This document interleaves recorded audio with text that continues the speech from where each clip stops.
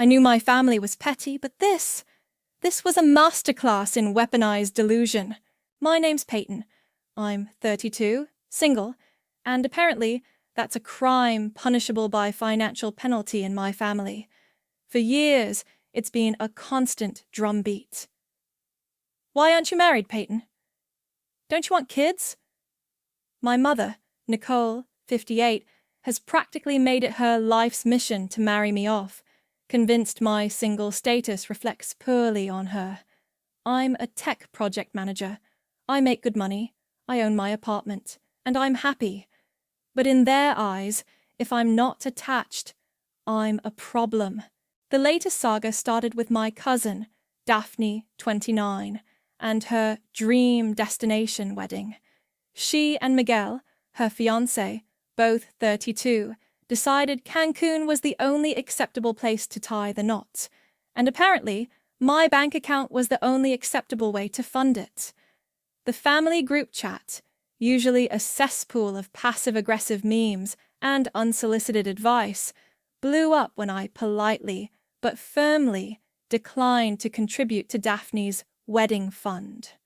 My exact words were, "Daphne, I love you, but a destination wedding is a luxury, not a necessity, and I can't financially support it right now." Big mistake. The backlash was immediate. My Aunt Virginia, 64, Daphne's mother, and the family's chief enabler, led the charge. My mother, Nicole, chimed in with her usual disappointment. Then, 2 days later, an email landed in my inbox, an official-looking PayPal invoice for $6,500. I stared at it, my jaw on the floor. Then I started laughing. It wasn't just a request, it was an itemized bill. Emotional damages, family reputation. $2,000. Wasted hopes for grandchildren, Nicole. $1,500. Distress caused by nonconformity, general family. $1,000. Lost opportunity for wedding photo op, Daphne. $500. Therapy for family trauma, Virginia. $500. It was beyond absurd. The laughter quickly faded, replaced by a cold, hard resolve. They wanted to play games? Fine. I'm a tech project manager. I deal with budgets and deliverables. This wasn't about money. It was about control and disrespect. They saw me as the black sheep, the one who dared to live her own life. This invoice wasn't just a shakedown. It was a declaration of war. So I did the only thing that made sense. I paid it. All $6,500 transferred directly via PayPal with a note. Payment received. Consider this a down payment on my future endeavors. They thought they'd won. They had no idea I was just getting started. Paying that $6,500 invoice felt like signing a peace treaty with a hostile nation. But the ink wasn't even dry before I started drafting my own terms of surrender. They thought they were clever, but I was about to show them what real accounting looked like. The idea hit me almost immediately after hitting send on that PayPal payment. For years, I'd been the family's unofficial bank, their emergency contact, their free labor. It wasn't just the big things, it was the relentless drip-drip of small asks. My mind started cataloging them, a mental spreadsheet of favors and funds.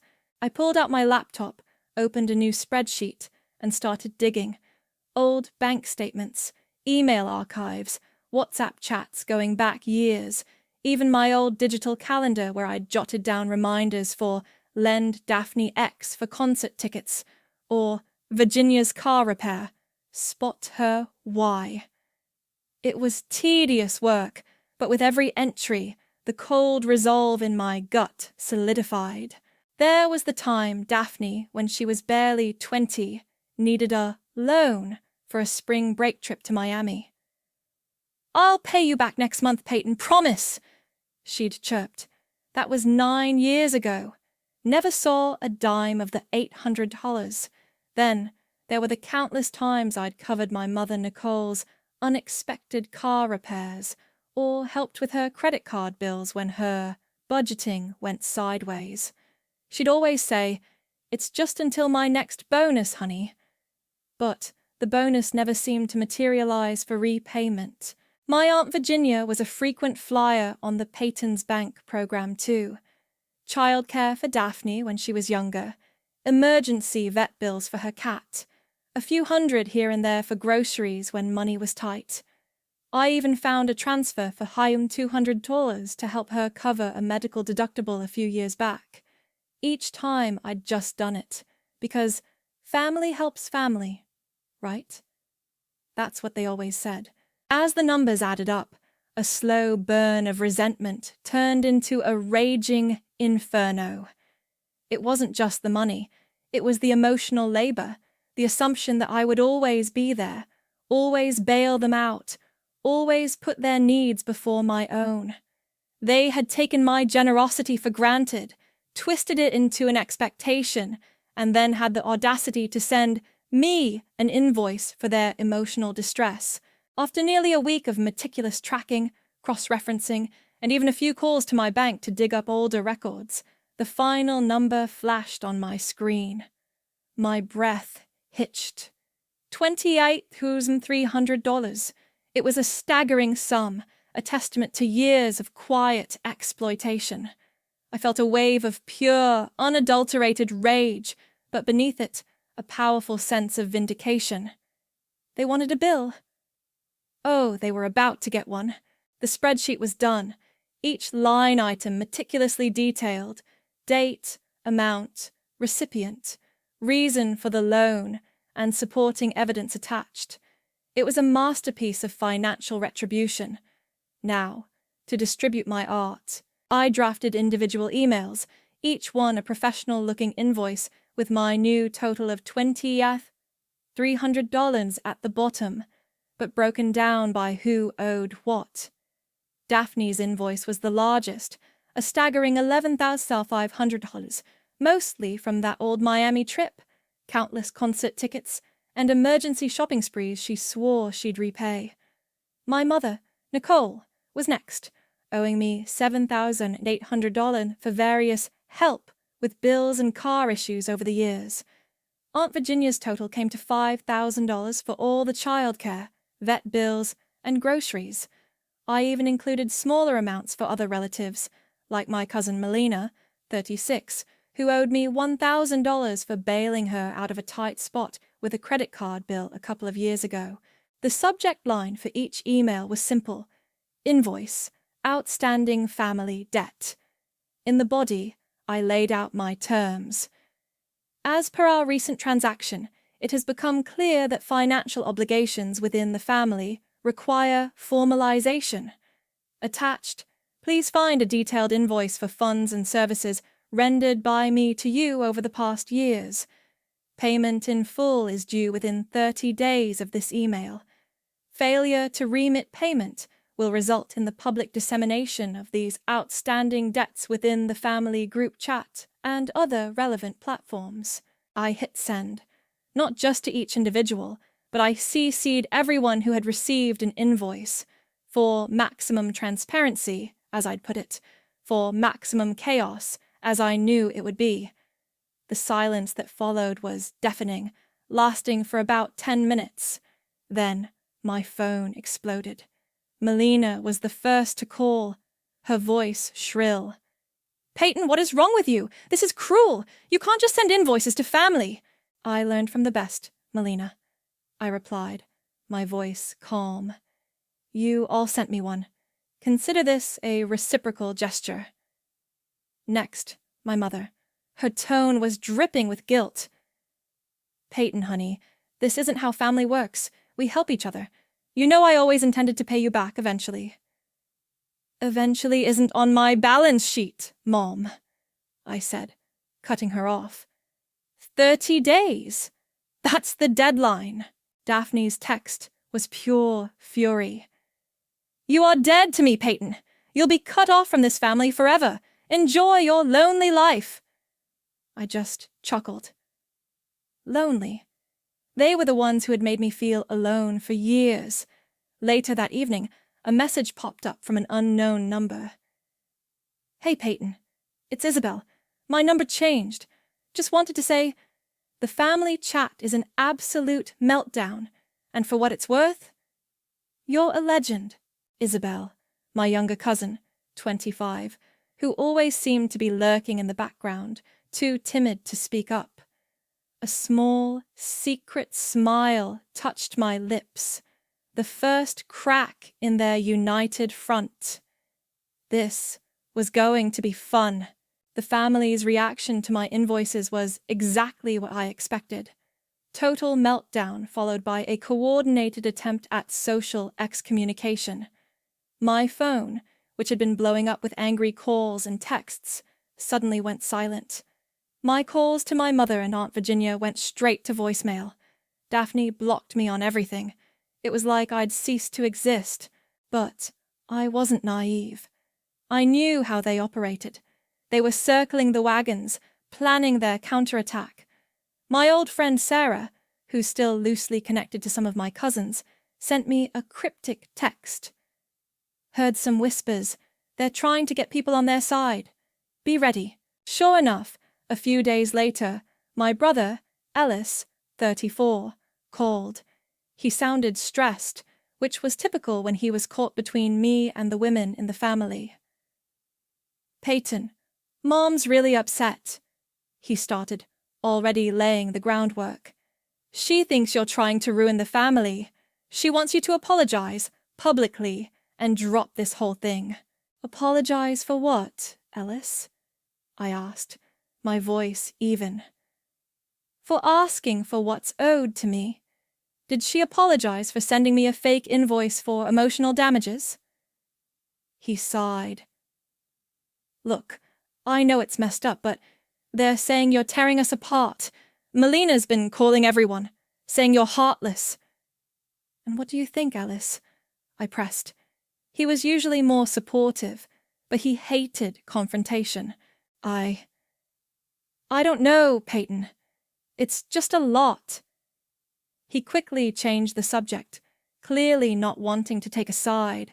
I knew then that Nicole had been working overtime, using her usual emotional blackmail to try and turn him against me. While they plotted, I continued my own preparations. My master file of receipts, screenshots, and detailed explanations was growing. I organized it meticulously, preparing it for public consumption, just in case. Every transaction, every conversation, every loan was documented. I even started drafting a summary statement, a sort of press release for the family group chat, outlining the full history of their financial dependence. Then, a week after sending the invoices, an unexpected message landed in my DMs. It was from Miguel, Daphne's fiancé. "Hey, Peyton, just wanted to say, this whole thing is wild, and honestly, it's making me rethink a lot of things about this family, about Daphne. Can we talk? Privately?" My eyebrows shot up. This was a development I hadn't anticipated. Miguel, the passive one, the quiet one, was reaching out. The cracks were starting to show, not just on the periphery, but right at the heart of their little empire. This was getting interesting. The 30-day deadline was looming, just a few days away. In all that time, only 2 payments had trickled in. Ellis, my brother, sent me $500 with a text. "Just trying to keep the peace, Peyton. Seriously, this is crazy." And Isabel, my younger cousin, sent $200 with a heart emoji. Her message was simple. "For that time you covered my textbooks. Thank you." Small gestures, but they meant something. The others? Crickets. Miguel and I had a quick phone call. He was clearly uncomfortable, but he confirmed his doubts. He said Daphne was spiraling, and the family drama was making him question everything. He didn't offer to pay anything, but he did say, "Just be careful, Peyton. They're really mad." Then came the invitation. A family dinner. My mother, Nicole, had organized it, ostensibly to clear the air. I knew better. This was an ambush, but I wasn't going to back down. I arrived at Aunt Virginia's house, where the dinner was being held, precisely on time. The air was thick with tension. Everyone was there. Nicole, Virginia, Daphne and Miguel, Ellis and his wife, Melina. Even Isabel, looking nervous, was tucked away in a corner. No one greeted me. The small talk was forced, brittle. Plates of food were passed around in near silence. It was excruciating. Finally, Nicole cleared her throat, her voice saccharine sweet, but her eyes "Peyton," she began, "we need to talk about this unpleasantness. This family has always been about love and support. You're causing a lot of pain. We think it's time you put this behind us, drop these ridiculous demands, apologize for upsetting everyone. Or—" She paused, letting the unspoken threat hang in the air. "Or you'll find yourself cut off, from all of us." A collective gasp went around the table. Daphne smirked. Virginia nodded sagely. I put my fork down, carefully. "Cut off?" I repeated, my voice calm, almost amused. "That's rich, coming from the people who sent me an invoice for emotional damages. You want to talk about demands?" "I'm simply asking for what's owed, and since we're being so open about family finances tonight." I took a deep breath. If these invoices aren't paid in full by the end of the week, I will be posting every single outstanding debt with all the supporting evidence in the family group chat. Every last one, for everyone to see. Oh, Nicole's face went from smug to scarlet. "You wouldn't dare!" she shrieked, slamming her hand on the table. "You think I haven't helped you? What about all the money I gave you for your divorce lawyer when Jake left you?" The room went silent. My own jaw dropped. Jake? My ex-boyfriend? And my divorce lawyer? I wasn't divorced. I was never married. I just broke up with Jake. Nicole had just accidentally revealed a lie she'd been telling, and a massive one at that. The table stared at her, then at me. This was better than I could have ever planned. The silence in Aunt Virginia's dining room was so thick you could cut it with a knife. Nicole's face was a mask of horror, realizing what she'd just blurted out. Everyone was looking at me, then at her, then back at me. "My divorce lawyer," I said, my voice dangerously soft. "Mom, I was never married, and I certainly never asked you for money for a divorce lawyer. Jake and I just broke up. Why would you tell people that?" Nicole stammered. I just meant you were so upset. I wanted to help. Help spread a lie, I finished for her. A lie that made me sound like a pathetic, unlovable failure. A lie that made you look like the long-suffering mother bailing out her broken daughter. The tension snapped. I stood up, pushing my chair back. "The deadline is the end of the week. You all have my invoices. Pay up, or I post everything." And with that, I walked out, leaving them in stunned silence. I didn't wait. The moment I got home, I opened the family WhatsApp group. My fingers flew across the keyboard. I started with a general message. As promised, for those who chose to ignore my invoices, here is a full accounting of debts owed to me. Then I started posting. Meticulously organized screenshots of bank transfers, PayPal receipts, old text messages, and calendar entries. Daphne's $800 Miami loan, Melina's credit card bailout, Virginia's vet bills, Nicole's car repair funds. Each post was a separate, damning piece of evidence. I even included the original invoice they sent me for emotional damages. The group chat exploded. Accusations, denials, outrage. But this time, it was different. Isabel chimed in. Peyton's right. She covered my textbooks, too. She's always been there for us. Ellis, surprisingly, added, Mom, you really told people Peyton was divorced? That's messed up. Then, the real fireworks started. Melina, furious that her $1,000 debt was exposed, turned on Daphne. Daphne, you owe Peyton way more than I do, and you're the one who started this whole invoice thing. Aunt Virginia, trying to deflect, blamed Nicole for orchestrating the initial family tax. Alliances shifted like sand. It was glorious chaos. Amidst the digital warfare, my phone buzzed with an incoming call. It was Jake, my ex-boyfriend, 37. Peyton, is it true? Your mom told people I divorced you because you were unlovable. My blood ran cold. She did, I confirmed, my voice tight. I just found out tonight. That's not why we broke up, Peyton, Jake said, his voice genuinely upset. We broke up because you were always so busy bailing out your family. You never had time for us. I couldn't compete with the constant demands. I told you that. I told you to stand up for yourself. A cold wave of realization washed over me. He was right. I had been so focused on their narrative, I'd forgotten the truth. I typed furiously into the group chat.